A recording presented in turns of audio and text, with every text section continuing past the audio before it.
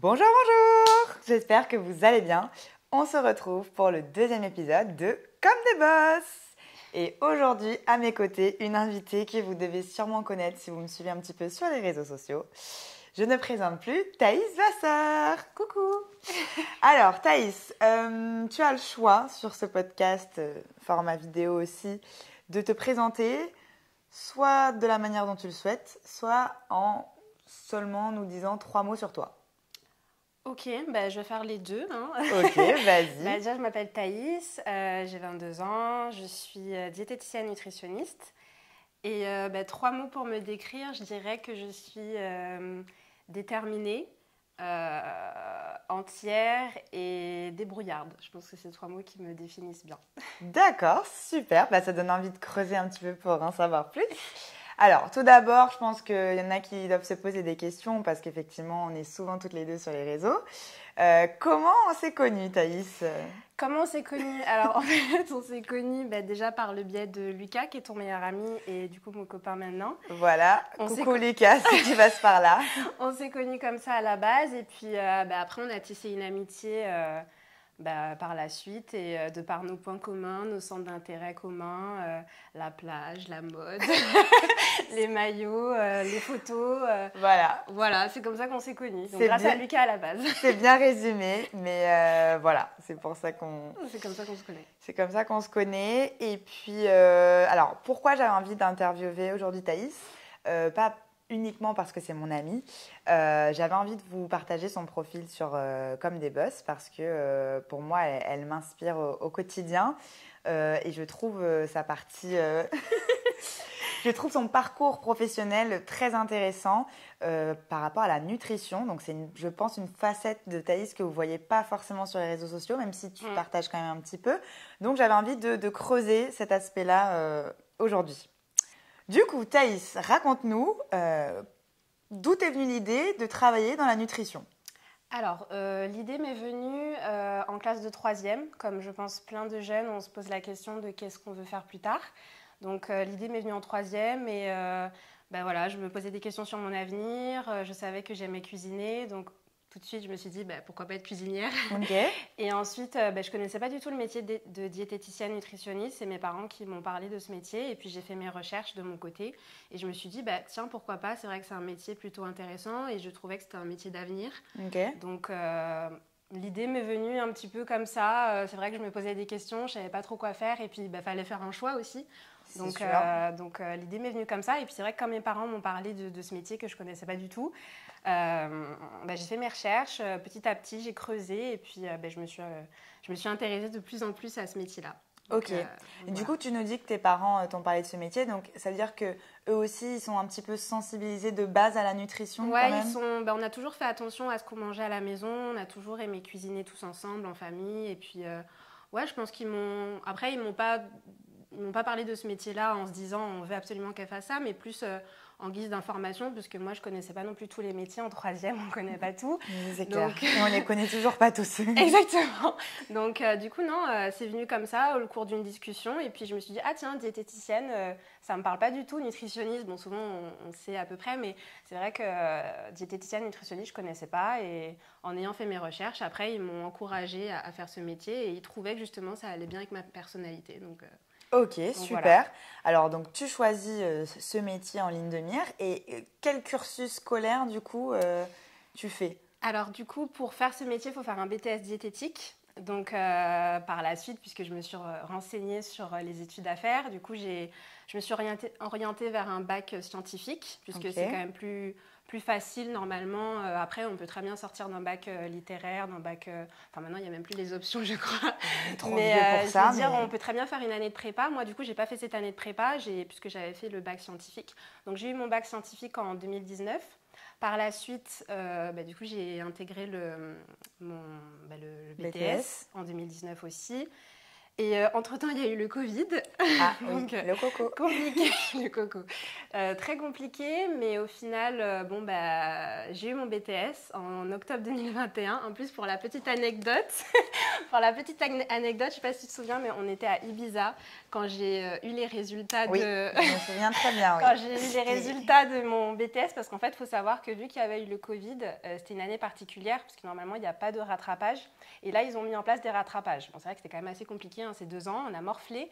Donc j'ai été au rattrapage et je l'ai appris à Ibiza. Donc comment vous dire que c'était compliqué la nouvelle. Le stress était à son comble. Voilà, mais bon, au final, tout s'est bien passé. J'ai passé mon rattrapage et je l'ai eu, comme plein d'autres personnes aussi. Et ensuite, il s'avère qu'après Ibiza, j'étais un peu ruinée et j'ai tout de suite vu à quel point c'était difficile aussi de trouver du boulot. C'était vraiment une seconde étape encore plus difficile, je trouve. Trouver du boulot, surtout à Bordeaux en tant que diététicienne, et en plus fraîchement diplômée. Il faut dire aussi que tout de suite après, je me sentais au fond de moi pas vraiment légitime à 20 ans, parce que j'avais 20 ans du coup il y a 2 ans, ça commence à faire. Je me sentais, je pense, au fond de moi pas légitime et peut-être pas capable tout de suite de... Je n'arrivais pas à me rendre compte qu'à 20 ans, j'étais, ça y est, diététicienne, que demain, si je trouvais un boulot, il fallait que je donne des conseils à quelqu'un. Peut-être à cause du Covid aussi, enfin, je sais pas, je me sentais pas réellement légitime. Donc, je pense que j'ai eu aussi besoin de faire autre chose pour laisser mûrir un peu tout ce que j'avais appris au cours des 2 ans. Parce que c'était quand même 2 ans assez condensés, même si c'est que 2 ans. Je veux dire, on finit en octobre, on a un mémoire à passer. Tout l'été, j'étais dessus. Enfin, c'était assez concentré. Et du coup, d'un coup, plus rien. Donc je pense que j'avais un peu besoin de prendre un peu l'air par rapport au métier parce que j'étais pendant 2 ans bourré le crâne que de ça. Oui, t'aérer un petit peu d'aérer, aussi. Donc, et puis je me suis dit, faut que je trouve du boulot, je ne vais pas rester là à rien faire parce que j'ai envie de garder le rythme. Donc du coup, j'ai trouvé un boulot dans une boulangerie en face de chez moi. Et j'y ai bossé un petit peu moins d'1 an où là, j'ai appris plein de choses, j'ai fait des rencontres, de très belles rencontres, tout en cherchant à côté un boulot dans la diététique, mais ça me permettait d'avoir un revenu chaque mois et puis j'ai fait des économies et puis voilà. Donc ensuite, j'ai trouvé un boulot cette fois-ci, donc mon premier boulot en tant que diététicienne, cette fois en août 2022. Et en plus, j'étais en Martinique quand j'ai postulé. Je ne pensais pas du tout que j'allais être prise. Une semaine après, on m'a appelée. J'ai intégré le poste. J'ai suivi une formation. J'ai dû aller à Pamiers, un endroit un petit peu perdu. Un endroit un peu perdu. Et puis, tout s'est bien passé. Franchement, j'ai kiffé. C'était un peu compliqué au début, puisque première expérience, pareil, j'avais pas trop confiance en moi. Et au final, le retour aussi des patients, ça m'a aidé à prendre confiance en moi. Et j'y suis restée pareil, un petit peu moins d'1 an. Et là, malheureusement, en juillet, l'entreprise a fermé pour des motifs économiques. Donc, j'ai dû, être licenciée pour motifs économiques aussi. Donc, par la même occasion, me retrouver au chômage. Donc, rebelote la recherche d'emploi. Et là, depuis quelques semaines, j'ai eu un déclic et je me suis dit, pourquoi pas créer mon propre emploi, finalement. Et voilà. Et du coup, j'essaie de mettre tout ça en place pour qu'en 2024... ça puisse voir le jour. Ouais, donc comme vous pouvez le voir, je pense qu'elle a très bien résumé son parcours et ça résume aussi un peu l'idée de pourquoi je voulais t'inviter, un petit peu ce mindset de gagnante, l'entrepreneuriat qui arrive. C'est bien aussi de pouvoir reconnaître que en sortant de l'école, on ne se sent pas forcément tout de suite légitime, donc d'accepter de prendre du recul parce que certaines personnes l'auraient peut-être mal pris, donc je trouve que c'est bien d'en parler. Et je voulais savoir, du coup, si tu devais expliquer ton métier à des personnes qui ne savent pas exactement ce que c'est, concrètement, qu'est-ce que tu fais en tant que diététicienne nutritionniste ?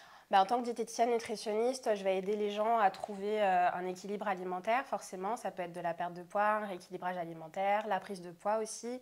On voit beaucoup de pathologies aussi dans le BTS diététique. C'est pour ça aussi que c'est très compliqué. On a beaucoup de cours de biochimie, on a des cours de gestion, de physiopatho. Donc en fait, le diététicien, il est vraiment considéré comme un professionnel de santé expert en nutrition. Donc c'est vraiment le rôle du diététicien nutritionniste. D'accord, ok. Alors, on parle beaucoup maintenant, je trouve, sur les réseaux sociaux de diététiciens, de nutrition. C'est quand même maintenant des informations qui sont un peu plus à la portée de tout le monde, je trouve. Toi, qu'est-ce que tu penses de cette diffusion de la nutrition sur Instagram? Qu'est-ce que tu penses des coachs qu'on voit beaucoup se développer, ouais. Ouais, sur Instagram. En soi, c'est vrai que depuis le Covid, les gens, déjà, je pense qu'il y a une forte demande parce que les personnes s'intéressent beaucoup plus à ce qu'elles mangent. Et ça, je trouve que c'est très, très bien. Ouais, il y a une prise de conscience. Il y a une prise de conscience. Donc, forcément, il y a aussi des gens qui se reconvertissent. Même dans ma classe, il y avait des personnes, elles n'étaient pas du tout dans la nutrition à la base. En fait, pour remettre en contexte, les coachs en nutrition, à la base, ils sont pas, il n'y a pas de réglementation, donc ils n'ont pas de diplôme d'État, contrairement à un diététicien qui, lui, a un diplôme d'État et est vraiment considéré comme un professionnel de santé. Donc là, déjà, c'est la différence entre les deux. Après, je trouve ça bien qu'il y ait des personnes qui se reconvertissent et qui s'intéressent à la nutrition.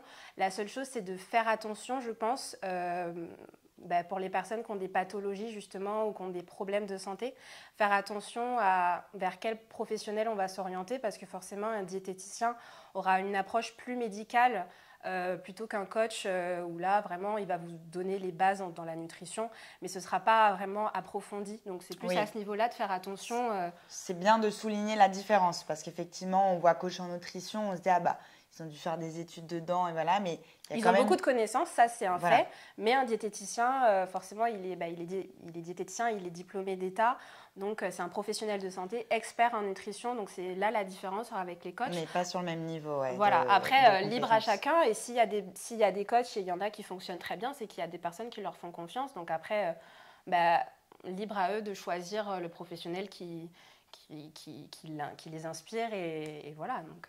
D'accord. Ok, très bien.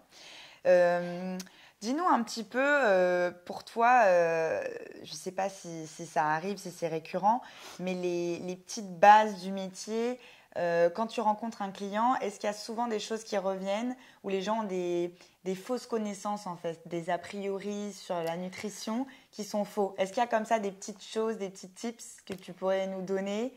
Un des a priori, déjà, c'est souvent bien manger égale pas de plaisir. Alors que, franchement, moi, c'est un peu mon objectif, justement, de redorer l'image du bien manger, entre guillemets. Et souvent, la plupart des gens, ils se disent en consultant, limite, ils y vont un peu à reculons parce qu'ils veulent, par exemple, perdre du poids. C'est vraiment l'un des objectifs phares, bien qu'il n'y a pas que ça.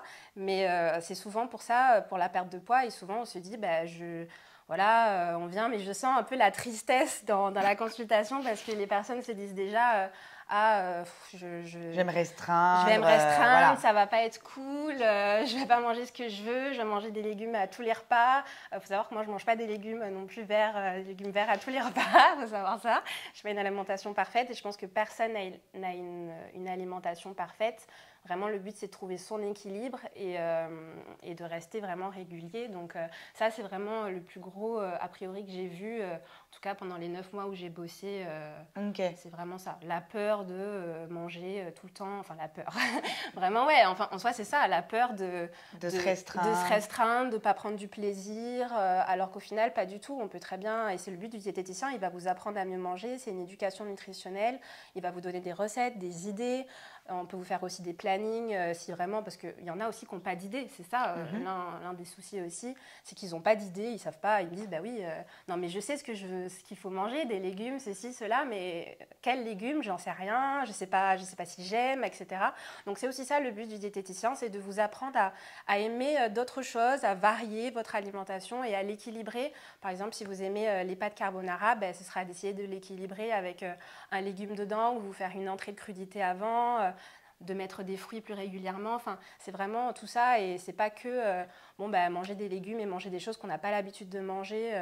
C'est vraiment pas ça le but. C'est apprendre à bien manger. À équilibrer, de prendre l'alimentation qu'on a à la base et de l'améliorer. Et de faire en sorte... Un peu comme le home staging, quoi. C'est ça. Et de faire en sorte qu'elle soit vraiment régulière.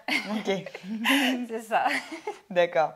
Non, mais moi, je trouvais cette partie très intéressante parce qu'effectivement, c'est des choses qu'on nous apprend, entre guillemets, sans nous apprendre à manger. Parce que voilà, nos parents nous ont appris comme ça, mais effectivement, tout seul, même quand on arrive, nous particulièrement les ultramarins, en France, dans des appartements tout seul, qu'on doit se faire à manger, de faire nos menus, bon, bah voilà, quoi, ça peut être un petit peu compliqué. On n'a pas d'idée, on ne sait pas quoi acheter. Souvent, c'est aussi une question de budget. Aussi, on n'a pas énormément de budget. Donc, on va acheter des choses, entre guillemets, voilà, déjà toutes faites, ultra transformées. Alors qu'au final, même avec un petit budget, on peut arriver à faire des plats équilibrés. Et franchement, c'est pas mort d'homme, quoi. Donc, d'accord. Vraiment, Et tu disais que du coup, les gens viennent pour la perte de poids, principalement. Mais est-ce que du coup, il y a aussi d'autres motifs? On peut aller voir un nutritionniste pour d'autres motifs? Tout à fait. Il y a vraiment, comme je disais, la perte de poids, c'est souvent l'objectif principal, en tout cas de ce que j'ai vu. Après, il y a aussi le rééquilibrage alimentaire. Moi, j'ai des personnes qui sont venues et qui m'ont dit, voilà, je veux garder le même poids, simplement, je veux manger mieux, je veux me sentir plus en forme, je veux avoir de l'énergie, je veux être en bonne santé. Et ça, c'est des motifs totalement pris en compte et valables. Et justement, c'est prendre soin de soi. Au final, consulter un diététicien, c'est pour prendre soin de soi. Donc, il y a le rééquilibrage, il y a la prise de masse. Les sportifs aussi sont les bienvenus chez un diététicien.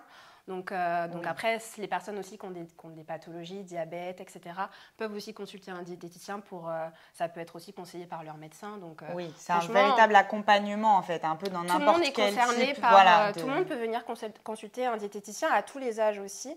Donc non, il n'y a vraiment pas que la perte de poids, effectivement. D'accord, ok. Je trouve ça intéressant d'en parler. De le rappeler. Ok, donc du coup, quels sont les véritables bienfaits de bien manger? On a parlé effectivement de se sentir mieux, mais concrètement, quand on mange mieux, qu'est-ce qui se passe dans notre corps? Qu'est-ce qui se passe? Déjà, on est en bonne santé, mais ça, généralement, on n'arrive pas à s'en rendre compte quand on est jeune. C'est être en bonne santé, c'est être physiquement et psychologiquement bien dans sa peau, parce que c'est important aussi de se sentir bien dans sa peau, de s'aimer, de se valoriser. Après, c'est avoir de l'énergie tous les jours aussi, d'arriver à faire son corps fonctionner correctement. Et voilà, tout ça, ce sont des bienfaits. Et puis, augmenter son espérance de vie.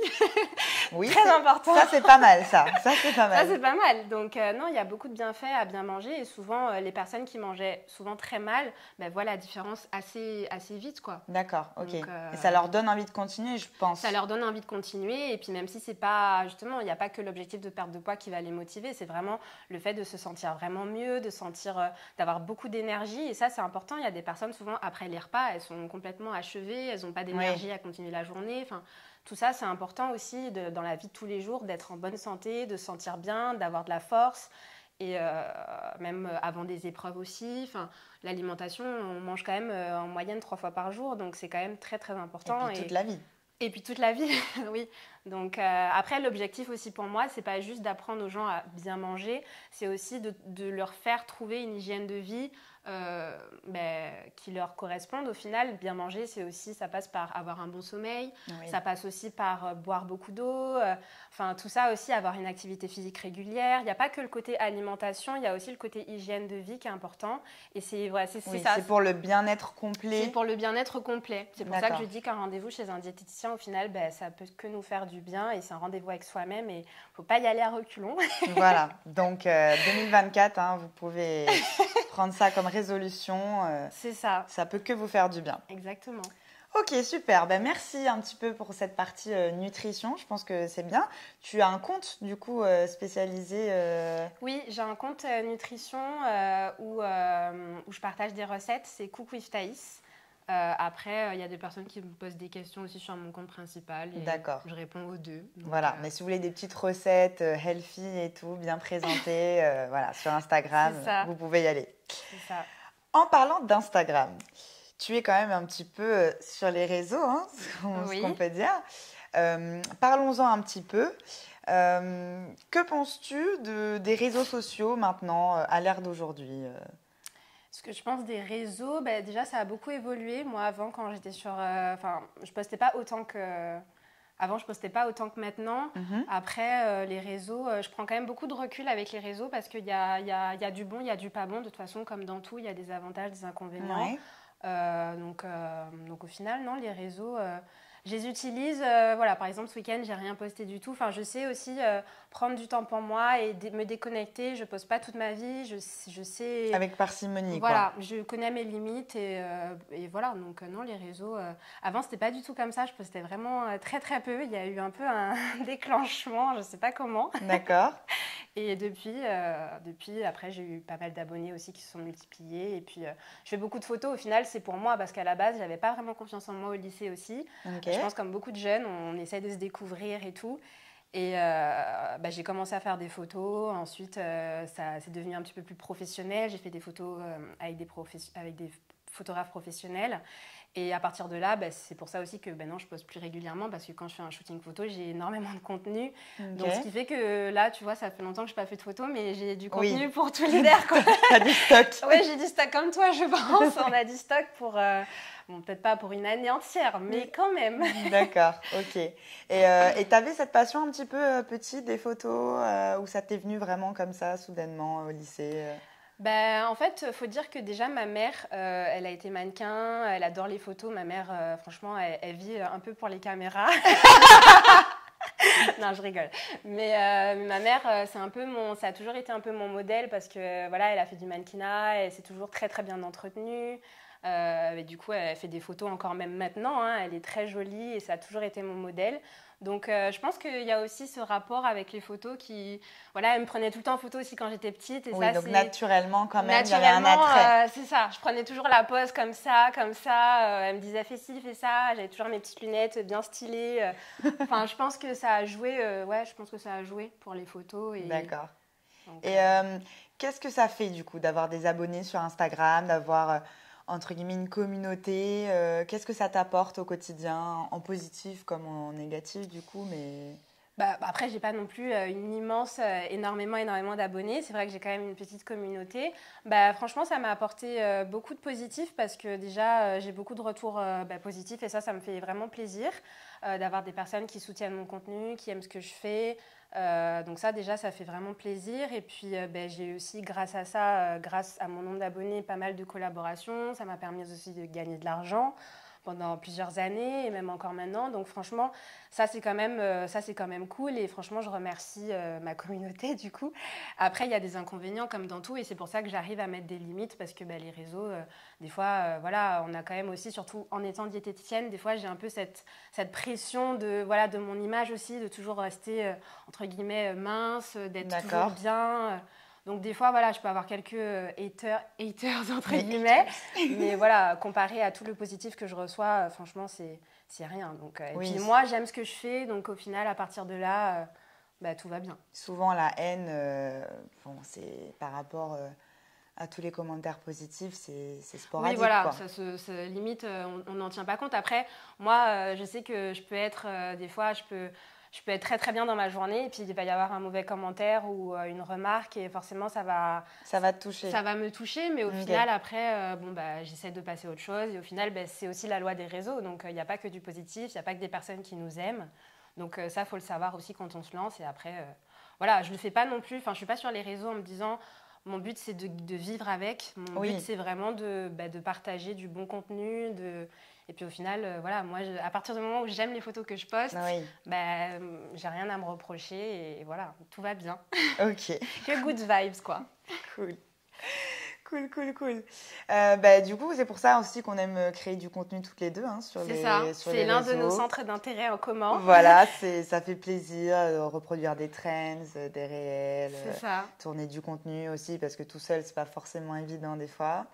Donc, c'est vrai que c'est ce qui nous a rapprochés. Des fois, on se voit juste pour ça. On se dit, on se voit tel jour, il faut qu'on fasse des photos. Voilà, 2-3 tenues chacune, allez hop. On a une nouvelle tenue, on va aller, go.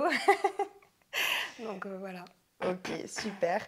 Est-ce que tu penses que les gens peuvent avoir une image un peu faussée de toi sur les réseaux? Ou tu penses que ça colle plutôt bien à ce que tu... Moi, on m'a jamais fait la réflexion. Tu parles au niveau du physique ou mentalement Les deux, tu vois. Est-ce qu'une fois que ça passe dans la réalité, certaines rencontres, est-ce que tu as déjà eu des remarques Est-ce que toi-même, tu te protèges et tu as tendance à peut-être donner une image de toi qui n'est pas la vraie Non, parce qu'au final, tu vois, moi, je n'ai pas l'habitude déjà de parler face caméra. Ça, c'est un truc que je ne supporte pas, donc je ne l'ai jamais fait, déjà. Il y a une grosse caméra et des gros éclairages. Oui, effectivement. Non, mais je veux dire, devant mon téléphone, parler, etc. Oui. Ça, j'ai un peu du mal, donc au final, je ne le fais pas. Oui, tu es donc plus photo-postée. Ouais, je fais pas des choses auxquelles, quand je suis mal à l'aise, je ne vais pas le faire. Donc, je ne me force pas à faire quelque chose. Je fais vraiment je trouve que je reste assez spontanée et assez naturelle sur mes photos. Après, forcément, je le répète, les photos, c'est pas la vraie vie. Donc forcément, je peux ne pas être aussi apprêtée que sur mes photos. Et ça, je pense que c'est...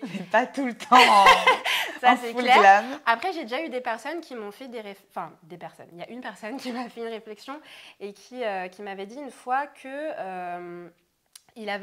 quand il m'a rencontré, il m'a dit écoute, je suis agréablement surpris parce que sur les réseaux, au vu de tes photos, on a l'impression que tu es un peu hautaine, que tu prends les gens de haut, etc. Et ouais, il m'avait dit ça et je me suis dit ah ouais, donc j'ai demandé à mon entourage si j'avais si d'un œil extérieur j'avais cette image et ils m'ont dit que non. Mais à part ça, non, j'ai pas eu de... Et au final, il était surpris parce qu'il a bien vu qu'au final, je suis quelqu'un de normal, naturel, spontané, je suis ouverte d'esprit. Donc, il n'y a pas de différence entre les réseaux et la vraie vie. Parce qu'au final, déjà, je poste pas non plus je parle pas non plus, déjà, face caméra, de sujets... au final, je poste que des photos de moi. Je veux dire, les gens ne me connaissent pas réellement quand ils voient mes photos. Il y a une certaine barrière. Voilà, il y a une certaine barrière. Je ne parle pas non plus avec énormément de personnes sur Instagram. Donc, au final, on ne peut pas dire qu'on me connaît juste en regardant mes photos. C'est pas... C'est ça. Mais je pense qu'il y a malheureusement certaines personnes qui se trompent sur ça, qui ont tendance à avoir une certaine image des Instagrammeuses. Ouais, parce qu'elles postent beaucoup, peut-être qu'ils se disent qu'on a trop confiance en nous, etc. Alors que moi, je suis une personne normale qui a des périodes où je n'ai pas forcément confiance en moi et c'est normal. Et dans ces cas-là, je prends du temps pour moi, je me déconnecte et ça fait du bien. Oui, puis les photos, ça reste à un instant T. Voilà, 2 secondes après, on peut avoir relâché le ventre et totalement. Plus pareil. Donc forcément, c'est totalement vrai. On poste le meilleur. Mais c'est vrai que des fois, on a des remarques comme ça, je trouve, même nous deux, par rapport au fait qu'on s'expose toutes les deux. J'ai l'impression que des fois, les gens se font des fausses idées, qu'on est amis que pour les réseaux. C'est ça, pour avoir une belle image. En fait, on fait nos vies. Voilà, on va partir en vacances. Bon, on va faire nos photos, ok, mais 5 minutes après, on pose nos téléphones et on est des personnes lambda. C'est pas parce qu'on est sur les réseaux que on fait pas non plus des lives autour de ça. Oui, non, pas du tout. On est vraiment naturel, on fait nos vies et franchement. D'ailleurs, je trouve même qu'on n'est pas tant que ça sur nos téléphones par rapport à d'autres personnes. Ouais, qui sont au final eux, pas sur les réseaux. Moi, je tenais à parler de ça. Effectivement, j'ai déjà remarqué autour de moi, soit des amis ou des inconnus, des personnes qui sont excessivement sur leur téléphone, qui peuvent passer 45 minutes à faire un selfie. Ouais, qui vont jamais poster, mais au final... voilà, nous souvent on fait nos photos, mais après, dès qu'on voit qu'il y en a une qui est bonne, ok, c'est bon. On profite de l'instant présent parce qu'au final, c'est important de... Si demain on n'a plus nos téléphones, on n'a plus nos réseaux, on va pas mourir, quoi. Ce qui reste important, c'est le moment présent. Après, effectivement, les photos, ça fait toujours des souvenirs, donc c'est agréable, mais c'est important. Après, si on voulait en faire notre métier, peut-être qu'on aurait été plus... sur ça, sur nos téléphones, etc. Mais vu qu'au final, toi, tu as ton métier, moi, j'ai mon métier. C'est ça, on le fait vraiment par passion. Voilà, c'est une passion et c'est pas du tout... on se dit pas, on va gagner notre vie avec ça, on va faire ci, on va faire ça. À la recherche tout le temps d'abonnés, de ci, de ça, parce qu'au final, sinon, ce serait trop compliqué. Les réseaux sociaux, c'est très aléatoire aussi. Oui, donc, c'est très aléatoire. Donc, faut pas que compter l'algorithme Instagram, tout ça, c'est... Très aléatoire. On peut dire ça. C'est ça. Super. Est-ce que tu aurais du coup un conseil pour clôturer cet épisode à donner à tous ceux et celles qui veulent se lancer, que ce soit sur Instagram ou par exemple dans la nutrition? Est-ce que tu aurais des petits conseils? De conseils, de croire en soi, parce qu'au final, moi, je suis un peu dans une période où c'est très compliqué parce que je suis quand même jeune et de me dire que je crée mon entreprise, c'est très stressant, mais au final, je pense qu'il faut s'entourer des bonnes personnes. Donc, ça déjà, voilà, très important, s'entourer des bonnes personnes, croire en soi et puis bosser parce qu'au final, c'est la clé de la réussite, bosser. Et voilà. Voilà, et super. Merci beaucoup d'être venu sur ce canapé. C'était un plaisir de te recevoir pour ce 2e épisode. J'espère que ça vous plaira et que ça pourra vous inspirer un petit peu. Je vous fais des bisous.